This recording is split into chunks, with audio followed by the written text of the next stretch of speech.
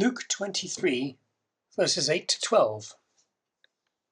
When Herod saw Jesus, he was greatly pleased, because for a long time he'd been wanting to see him.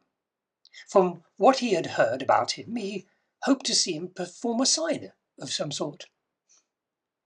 He plied him with many questions, but Jesus gave him no answer. The chief priests and the teachers of the law were standing there vehemently accusing him. Then Herod and his soldiers ridiculed and mocked him.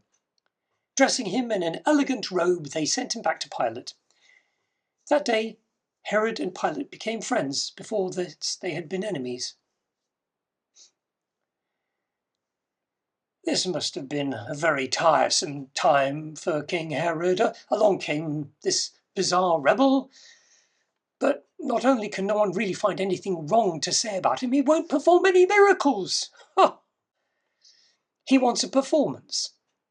He wants a sign, but Jesus refuses. Remember, the chief priests and teachers of the law wanted signs as well. They wanted him to prove that he was the Messiah, but no matter what he would do for them, of course, it would never satisfy them, because they were against him from the very start.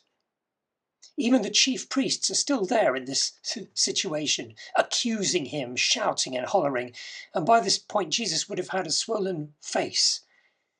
Remember, he'd been beaten, possibly with a black eye or two, or teeth missing.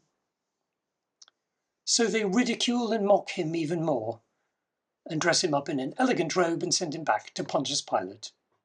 The musical chairs continues.